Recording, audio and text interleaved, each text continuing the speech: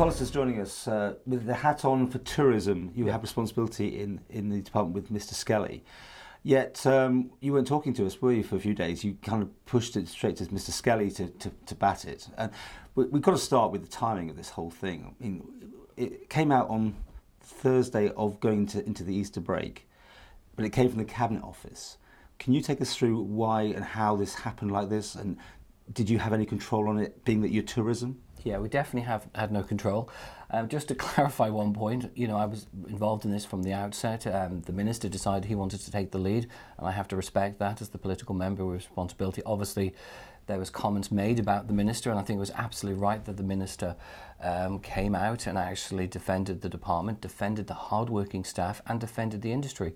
I have obviously sat back a little bit. I've been in communication with the Minister and the industry in the last week, and obviously now is the suitable time for me to come out and give my views. Okay, but why did they come out on that Thursday? I mean, it just smacked of dumping news over this long weekend, and hopefully it'll disappear. Did you have any control on that? Definitely not. I mean, I definitely wouldn't have asked for that to go out on the Thursday just before Easter. I felt I may have been made aware of the report a couple of days before, but I didn't know when it was going to go out into the public domain. Obviously, I wanted to review that data in a lot more detail because obviously I got a snapshot to say these were the figures, but I hadn't got the time with Tynwald sitting just only a couple of weeks ago. So I wanted more time to look at the data myself, speak to industry, speak to our officers, and actually analyse the data and see where it was coming from. Who pushed the button then? I don't know. You'll have to speak to the Cabinet Office. Well, who's Cabinet? That's Chris Thomas, right? Chris Thomas. So he had to approve it. It doesn't just appear from the press department. Someone. That question you'll have to put. Being to the diplomatic. Cabinet. No, I'm not being diplomatic. I'm being honest. And as I say, I always come out and give an honest view. I didn't know that report was going to go out at 5 o'clock or whatever time it was on Thursday. Like that, I was planning to take a few days off over Easter. I was actually planning to take the whole of last week off to do some chores around the house. So I wasn't expecting that report, and obviously as soon as it broke, and obviously the headline figure is that we've lost 25,000 visitors. It isn't as straightforward as just a straightforward 25,000 visitors. There's a lot more into this because you've got to break down the category of passenger. Okay, but we have direct passengers, we have day visitors, we have business visitors, we have holiday makers that stay in accommodation, we have visitors that stay with family and friends. There's a lot more than just saying the headline is we've lost 25,000 visitors and the Isle of Man tourism is in a slump, which is totally not true. Unfortunately, normally this is much more organised.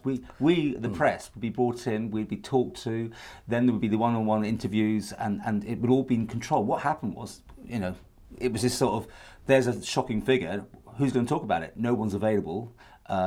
We had Chris Robert Shaw coming out, of course, full guns on what's going on here, and he kind of set the hairs running on that one.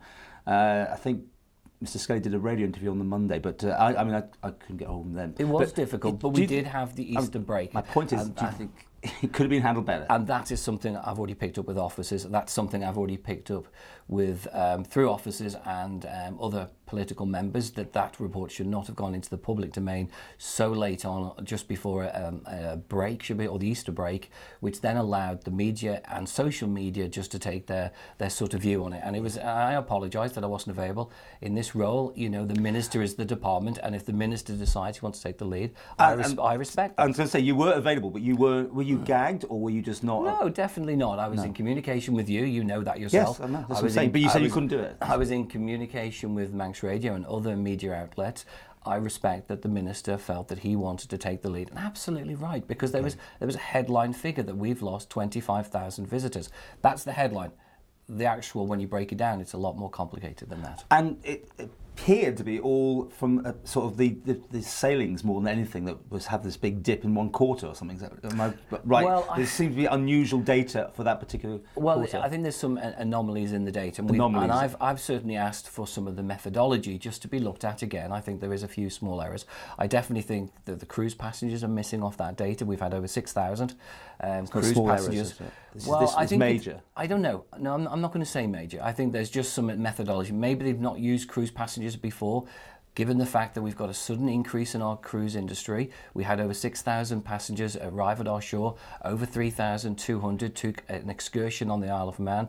They should have been included in that report. Now, if we also take the equation, I've gone through the data over the last 10 years, if you look at just this year, we've had an increase of 1.9% of people leaving the island.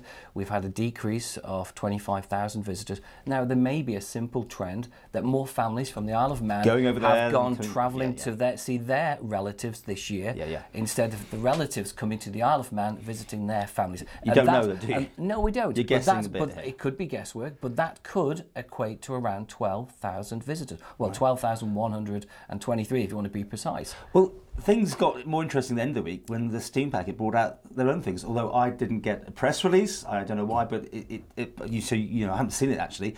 But they now found those missing people, haven't they? Well, no, they haven't found them. I think they've listened to the comments that have been made by other individuals in social media and through yourself. And what they've actually said is they've gone and looked. And we've spoke to industry and we said, can you tell us if you're experiencing these difficulties? Because nobody's come to us. And that's what, as I said in social media, I was scratching my head because I've listened to industry. I've had so many meetings with industry. I've gone and visited so many establishments and places and spoke to people on the ground who deliver the industry, the tourist industry on behalf of the Isle of Man, and they've said they're having good years. Their bookings are up, takings are good. So all of these are positive things. There was no warning that this announcement of 25,000 fewer visitors was coming down the line. If you take the Steam Packet, which is what your question, they've announced a 3.4% increase in their visitors. If we look at the airport, there's been a record number of people going through the airport. These are all positives. If you speak to the hotels, they're saying that they've had a very good, successful year. However, the headline is that we've lost 25,000 visitors. Now, does that mean that the Isle of Man tourism industry is in a slump? Absolutely not. Do we have a dedicated and professional team trying to sell the Isle of Man as a destination of choice? Yes, we do. 365 days of the year. We have a fantastic team in DFE that works on behalf of the Isle of Man. Fantastic. I put a package together for the BBC Northwest tonight. I don't know if you saw it on Friday. And when we hit the streets doing the Voxpops, it was incredibly positive, actually, which must be refreshing. We couldn't get it all in that report. Maybe we'll have a chance to get it put out. But people saying things like it costs more to get a taxi to the airport than actually to fly over. These are the sort of things you must be, good news stories. But the perception was that the story was done in the first place because the headline thing. I mean, this drove it, and the news channel did a whole thing in the afternoon about it. But what we've got to do now is break down that headline figure of 25,000. Now, I'm the chairman of the Environment and Infrastructure Policy Review Committee, along with Chris Robershaw and along with Claire Bettison. Well, that'd be interesting. So we've already been looking at open skies. We've already been taking evidence from the director of the airports. We've already been taking evidence from the minister and from the CEO from the Department of Infrastructure, and we're asking those questions with regard to the business flights about how we're going to improve reliability in order to build confidence back with the building sector and the business sector. Now, we've lost, going by that report, 10,000 seats or visitors in respect to business. So that's something we need to identify and look. Okay. Now, if we take the 1.9% of visitors leaving the Isle of Man, which is great news, that gives confidence that people feel they're confident that they can leave the Isle of Man, spend the money, go and see family and friends or take trips away. That's another 12,123 people. So if you add those together, that straight away is 22,000 people. So we're only realistically looking for another 3,000 potential visitors. Do you keep an eye on the other islands? I mean, say business travel's down. It's probably down everywhere in the sense that Skyping does more. People don't actually come over necessarily. They'll fly in and fly out in the morning. There's obviously inherent problems sometimes with the city. The amount of times you hear in the radio that the flight's been cancelled or whatever, things like that. But overall, is that those people, are they going to come back, or do you think have they been missed, or have they gone for good? Because what could happen next year, the 1.9% of passengers leaving the Isle of Man, that 1.9 may come to the Isle of Man to visit their family and friends. Or there's trends. If you look through the data, there's a lot of trends when I've read through all the surveys. Most of the time, when there's a dip in visitor numbers, there's actually normally an increase in bed nights. Again, this year we've had a dip, but the actual number of nights that people stay in the Isle of Man has increased slightly to 5.1 nights. Plus, the good thing is that people are spending more when they come to the Isle of Man. So we are ticking a lot of the boxes. Industry, I know there's problems, and industry are saying that there is a few problems, and we're addressing those. I'm hoping that the new tourism or Visit Isle of Man agency that we're setting up will have a greater partnership with industry. So industry themselves will actually have a greater input of how we market the Isle of Man. Marketing's an interesting question. Let me just mention this, Paul. Marketing the Isle of Man, we have a budget of £444,000. Just buy a month on the tubes in London or something. Which, if you take Jersey, they're over £2 million they have for their marketing budget. Guernsey is significantly higher than the Isle of Man. So we're doing very well. But I acknowledge that we do need to address fair prices to get here and cost for getting out and about here. You've run loads of data there. Now, the only hard facts probably are people who arrive and how they arrive, because you know that. Other people, there's clipboards at the airport, there's whatever, you say they're spending more and they're going to see their friends, whatever, but it's a snapshot at the end of the day, isn't it? You're just getting a snapshot on what's going on. But what has concerned me over the last week is the negative headlines that have actually reached national press. Yeah. The press is, the BBC, to be fair to them, even on their main channel, they did a very good article. And the lady from the Northwest sold the Isle of Man incredibly. She did a fantastic job. She did a fantastic job. So I'm very pleased for that. But when you get articles in the Telegraph saying, why is the Isle of Man's tourism industry slumped? It isn't. It hasn't slumped. If you go through the numbers over the last few years, we have slight rise. We've had slight rises over the last couple of years. Nothing fantastic. Okay. But we've had a negative one this year. But there is reasons behind that, and is it because of the tourism in the Isle of Man is in the slump? No, I don't believe. So when you spend all these millions on the deep water, then our numbers will just keep going up and up, because obviously you compare us with probably Orkney now.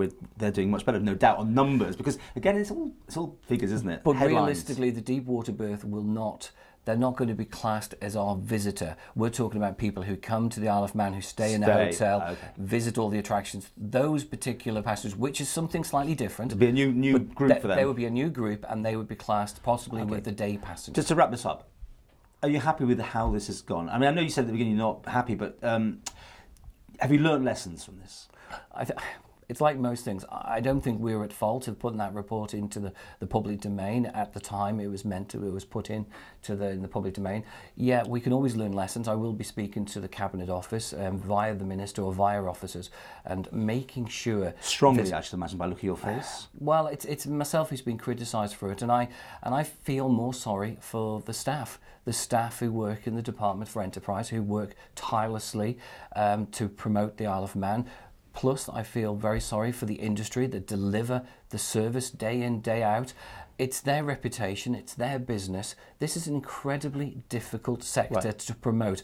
And when you get somebody standing up and saying the industry is dying on its feet, I dispute that. The data says that we've had, if we take that data correct, we've lost 25,000 visitors. Yeah. Now, those visitors, we almost certainly know is going to be 10,000 business. We know. And that's what I'm saying, though, Paul. But it needs to be highlighted that this is not 25,000 people coming to the Isle of Man, going into hotels. The hotels are saying that they're doing okay. Will there be pressures to stop these reports coming out in future, do you think, into the public domain? I think there will be a discussion held in order to make sure that these documents or reports are put in the public domain at the right time, and it isn't a case of trying to hide them, because we definitely didn't do that. Personally, myself, I would have preferred to have a bit more time to have a debate and actually look at that document in more detail, so that I take that away, and I feel I've made a slight mistake there. Yes, I may have got the report a week, but unfortunately with Tynwald, I didn't get a chance to read the report in time or sufficiently in detail before it went into the public domain, and that's something I'll be picking up as well.